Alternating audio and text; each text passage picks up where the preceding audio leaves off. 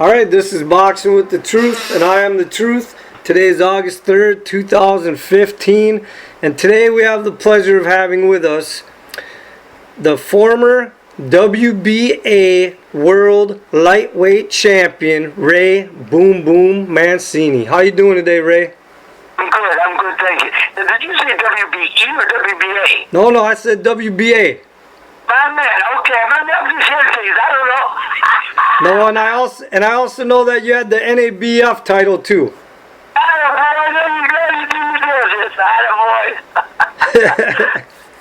It's a pleasure talking to you. Thank you. So just so the fans can get caught up a little bit, you did fight at lightweight, like I just mentioned. Your pro record was 29 wins, 23 knockouts, 5 losses, right? Well, I always say I was 30-4. And people said, well, your record says 29-5. I said, yeah, but I will never agree to the loss to Camacho. I did not lose that fight. Everyone knows that. He knows that. He admitted, yeah, I lost, but they gave it to me, so I won. So I always say 30-4 with 22 knockouts. Now, on record, it'll say 29-5, but 30-4. That's my record. 30-4 with 23 knockouts. Well, I was actually going to bring him up, but I'm glad you just answered that because I thought that you figured you won that fight, and I believe you won that fight, so... Most people, everyone reset that around it. And, I tell the story often. I got a call about a month after the fight. And I got a call from a friend of mine who was running one of the casinos. And he said, can you come in and fly in and talk? And I said, yeah. So I went in Vegas. And he said to me, look, he says, we want you to know that we all know that you won that fight. He said, but you couldn't get the decision. And he said, there was so much money bet on me. He said that, I was a 3-1 dog. There's so much money bet on me. He said, if I'd have got the decision, it would have broke that town. It would have broke Reno. He said, so you couldn't get the decision. We just want you to know, we know you won the fight, but you couldn't get the decision. I said, well, I appreciate you letting me know. Doesn't make it any better. Doesn't make me feel any better, but I appreciate you letting me know. And I went home. And I tell people, that's a true story. I said, I tell people, that's why it's called show business. Business comes along before the show. And you never know. And, it wasn't a great fight. It was a good fight, but not a great fight. But I beat him. And they asked Mills Lane after the fight, Mills, who do you think won the fight? He said, well, I'm not going to second-guess the judges because that would be Bush. He said, but let's just say this. If Mancini wasn't in there tonight, there was no fight. So he said it without saying it. But no, you came off of like a 4-year layoff when you fought him, right? It was a 4-year layoff. That's what I said. That's why I said it wasn't a great fight. It was good because I wasn't sharp. Yeah, he didn't have so much run. So, but I think because of anticipation and people, and they knew that we had such a bitter rivalry, and we didn't like each other at all. That's what it added to it, But like I said, I studied Camacho for years. I watched Camacho. I knew things he was going to do before he did it. There was nothing he had for me that he was going to do that was going to show me anything different. And like I said, fortunately, I wasn't as sharp as I wanted to be because of lack of activity. But believe me, anytime he made a move, I had a counter for him. I knew everything he was going to do or tried to do. And for years I watched him. So, but in retrospect. Later on, me and Hector got to be good friends. And before he died, I like to think we were friends, and it's unfortunate what happened to him, and I don't think anybody deserves that. I actually liked him. And he was a good guy. And we got to big peace, and, that was over. So, it worked out good. But unfortunately, what happened to him did, and, he's no longer with us. And that's sad. It's very sad. Okay.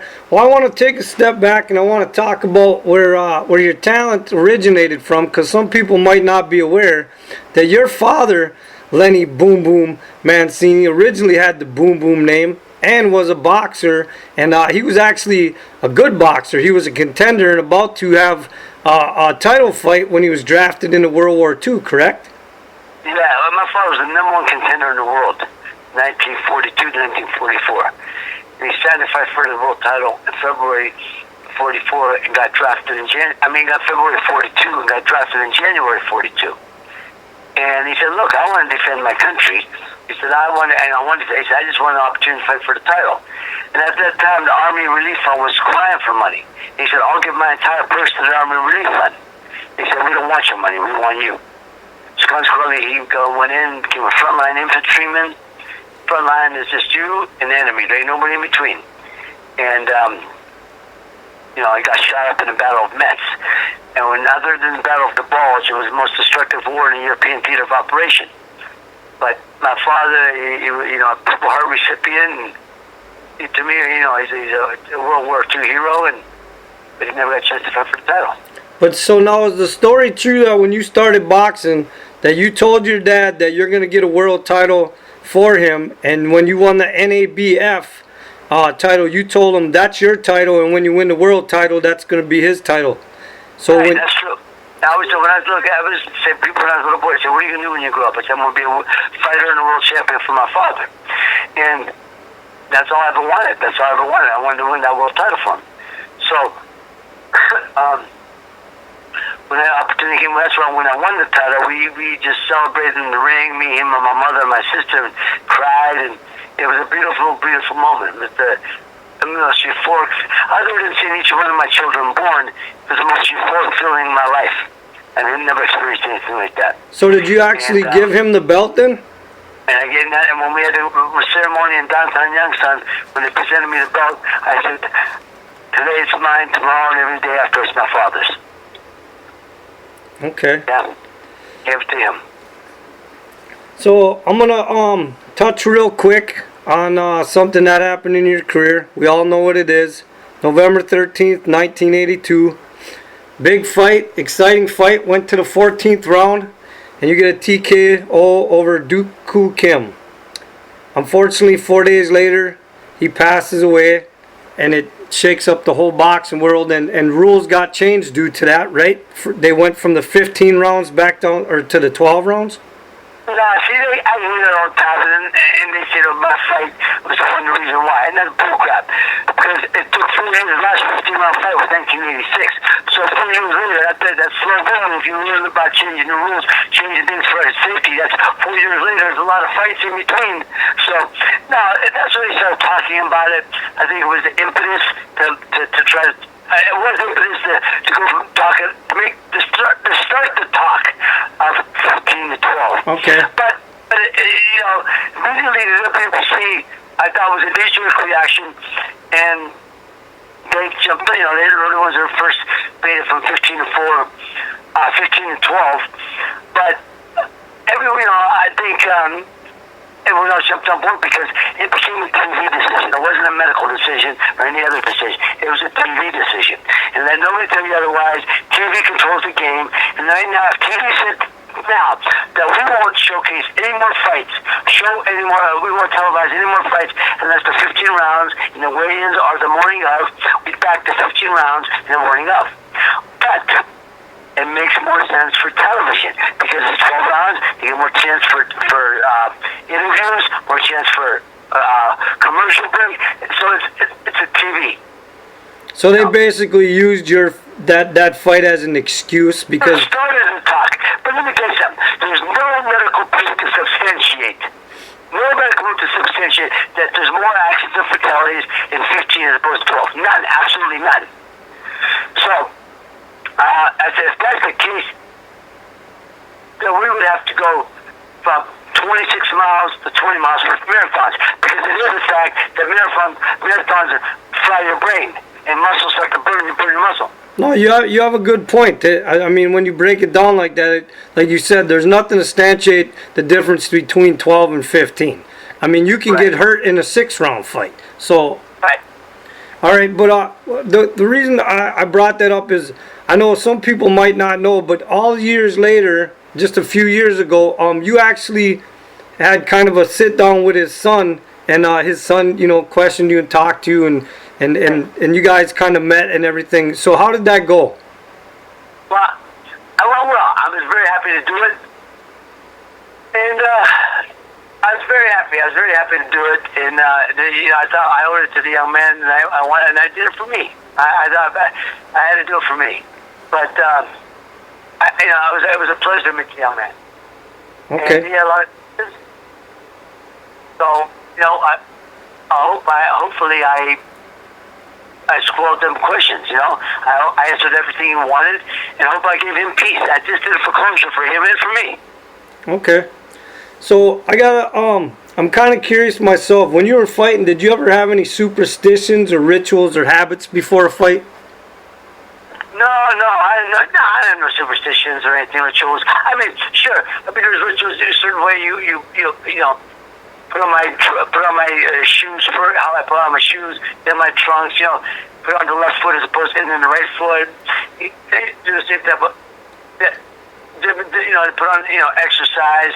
How I did my certain exercises in before, things like that. But I didn't really have any, like I said, set rituals. I mean, I'd bring a prayer book with me. I'd say, read the prayer book before a fight, certain prayers, things like that. But what I mean, to me, that was just custom. That was, there are rituals. I should say, you're right, those are rituals. But I didn't have any superstitions, no. I mean, at that point, you either paid the dues or you didn't. No superstitions are going to get you through a fight.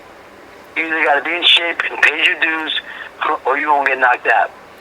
Okay, now a lot of different athletes, that start earning money and stuff, a lot of them don't know what to do with their money. A lot of them burn through their money. But you're actually like a smart businessman with your money, because, I mean, I don't know if you still own these things, but I know you had a cigar company, you had 2 movie production companies. You've done various things as far as being in some films and some TV shows. So, I mean, you promoted yourself pretty well. Well, I had a cigar company. I no longer have a cigar company, but I do have a wine company now. And it's not, not trying to promote something. You just, look, it's the next phase of life. And you're looking to transition from one to the other. And that's all I basically was looking to do. You got the, I tried to use things that, some of them were passion projects. Entertainment business is what I got into. Kind of came to me. I didn't go to it. But it came to me, and I've been in the entertainment business for 30 years now. 37, 30 years. And I enjoy it, and that's the way I make my living. And so, these other things like the wine company, it's a pleasure. I love wine. I've been drinking wine for 30-something years, and I'm very knowledgeable about it. And the fact that I smoke cigars, I enjoy cigars, a good cigar, and it's a quality of life. I like to do lifestyle brands, and that's it. I've been blessed to be able to do that. So, I'm fortunate, really fortunate. We've been successful, Tom, and others haven't been as successful, but we're having a great time along the way. So, is that true that you're also a purple belt in Brazilian Jiu-Jitsu? Yeah, I got my purple belt, and that was it. I got my purple belt, and I shut it down. I'm a purple belt in Brazilian Jiu-Jitsu. Yes. I bet you a lot of people aren't aware of that. I started doing. I haven't rolled in about 3-4 years now, only because my body is starting to feel so good. It feels good, but I got into it in 2002 because I didn't want to have no 18-year-old kid choke me on the street. And and so many guys, too many angry kids out there, too many young angry kids out there. So I said, well, we better learn. I know how to fight on my feet, but 9 out of 10 times in the street, you're going to the dirt. And I wanted to know how to do it, when I was fighting in the dirt, on my back. So that's it. It's a great workout. They're special athletes, and I admire those guys very much. And but I don't train as much anymore because my body feels way too good now. I gotta ask you, there was a song written about you in 1987 by Warren. How do you say his name? Zevon? Yeah, Warren Zevon, right? Do you have a copy of that? Oh yeah, I got the copy of the CD, of course. That's got to be quite an honor to have a song written about you. It truly is. It truly is. I said, I didn't know Warren Zevon before that. I got a call in 1987 from Chris Mancini, Henry Mancini's son, who was the executive over at Island Records, which was Warren's label at that time. And said, I just want you to know that, I had heard about the song, that Warren Zevon wrote a song on you, and we just want to know if that's about you, and is that a problem for you? I said, no, on the contrary, I'm very honored. I was a fan of Warren Zevon's way before, because Warren Zevon he was alternative before there was such a word. And I said, I was, where was in London, learning the lives of money. He had so many of those great songs, and I was a great fan of his. So when he did, I was honored. I just didn't know what the song was about. So when I heard it, I said, hey, I like that. And for there was a period of time in the New Jersey, New York area, there was about a 3-week period that was the most requested song in the New York, New Jersey tri-state area. So I'm very honored by it. He put it on, and it was on his greatest hits album. On his greatest hits album. Yeah, I've heard it. I thought it was a pretty interesting song myself. So. Yeah, it's good. And I appreciate that he was such a fan. And also, there's also a book out and a documentary movie called The Good Son, right? On your life. Right. Yes.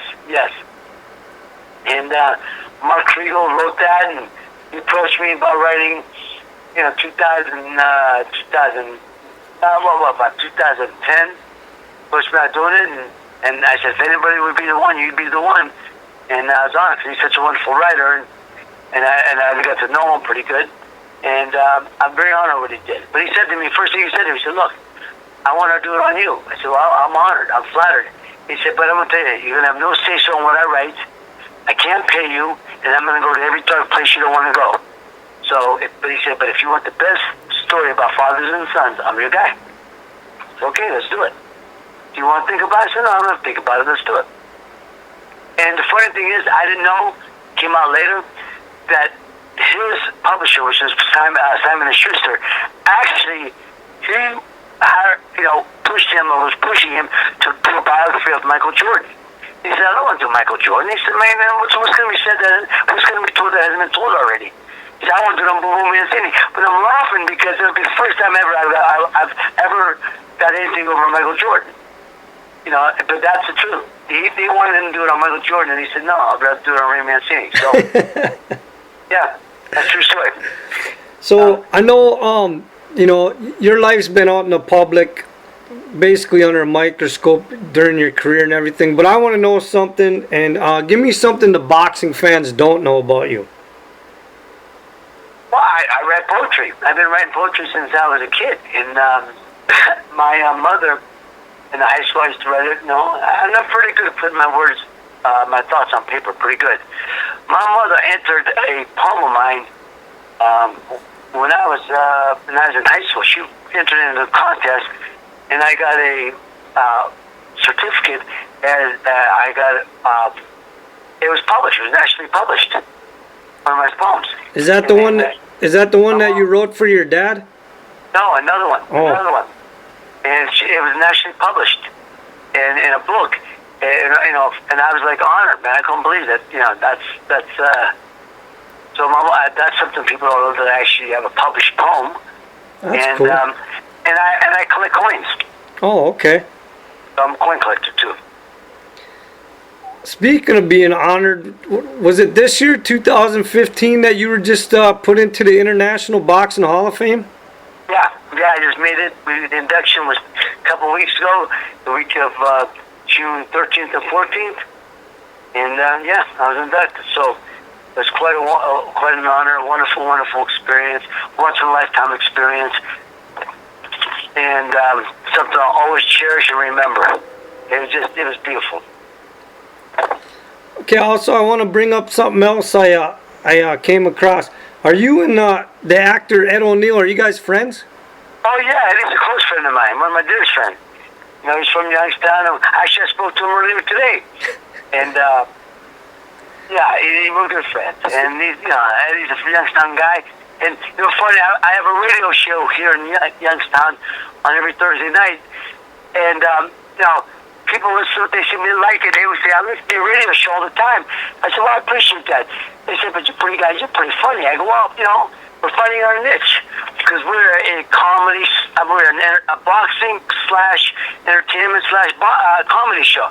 We do kind of across the board. And I had Eddie on. He was my first guest on the show. And we did a segment we did an episode a couple weeks ago about who was the toughest entertainer, actor, whatever, in Hollywood, in real life, though. Eddie O'Neill. Eddie's a black belt in Brazilian Jiu-Jitsu.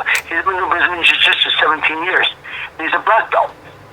And he's the real deal. He's a tough guy. He's a street guy from Youngstown long before that. So did you guys know each other then before he became an actor? Did you guys know each other on the streets? I met Eddie in 1983 before he was acting in New York. He played racquetball. But Eddie's, people forget, Eddie's a world-class handball player. Eddie's a top handball player. And he used to play down the Y, and he met my mom, and my mom and him became friends. And Eddie, and she asked him, my son, fighting, but he started thinking about getting acting. It was like in 1984. So would you please talk to him? And so he talked to me, and I don't remember. He says, like, I kind of shined him off. I was like, yeah, I give him that dead handshake, that dead hand. But I don't remember that, But it's funny. He tells a funny story. But that's when I first met him. About then. Well, I think he's really talented, and I enjoy watching him in different movies and different sitcoms that he's in, and so I always enjoy watching him because he makes me laugh. So. And generally, funnier person is on show. Generally, the funniest person here, but tells the best stories. What people don't know about Eddie also is he's got a photographic memory. He remembers things from 20, 30, 50 years ago. And he'll tell you specific things. As well as he does Shakespeare like he's from the Royal Academy. and he also sings like he does R&B better than anybody. Oh, wow. So, I know you had a lot of memories in your career, but give me one of your favorite memories in your boxing career. The night I won the world title. It did. We had a party in my suite that they're talking about that. Still talking about at Aladdin Hotel. It was spectacular. So let me ask you something. I know you knew in your mind, you were up for the world title. You knew that was your dream. You had all plans on going in there and beating Arturo Frias.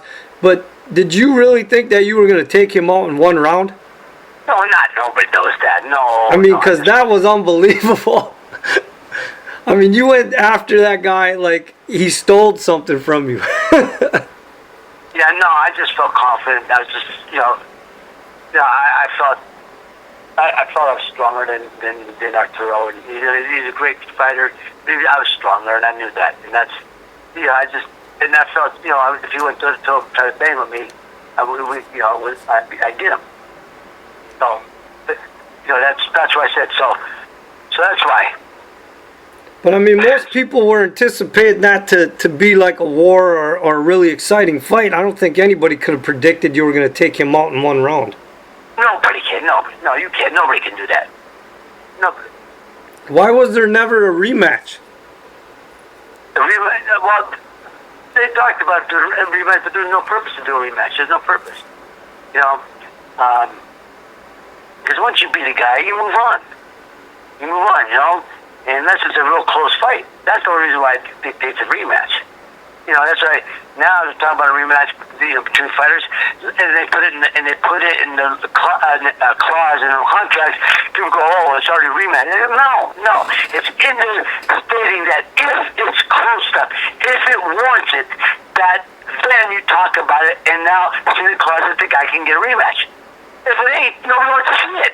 They don't automatically get it. That's only if it warrants it. And most fights don't.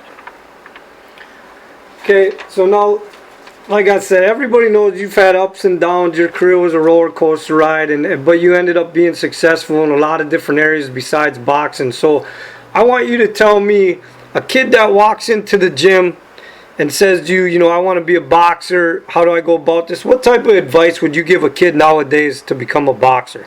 I tell them one reason why. Why do you want to be a fighter? If I don't hear any other reason other than I want to be a world champion, I tell them don't do it, do something else.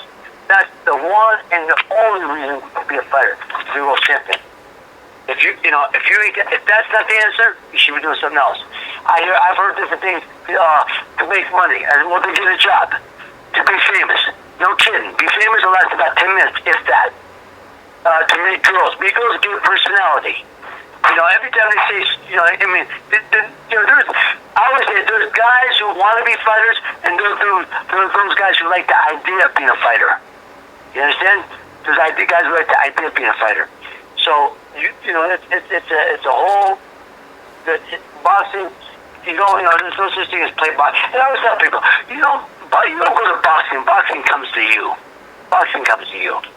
You know, it ain't something you got to choose from. It kind of chooses you. And if it does, you do it. That's the way why you do it. If it ain't, and you're trying to think about it, you ain't no fighter. All right. Well, with that, I'm gonna end the interview, Ray, and I appreciate your time. It's been an honor to talk to you. And if you want to say anything to your fans or your supporters before the interview, please do. Or before the interview ends, please do.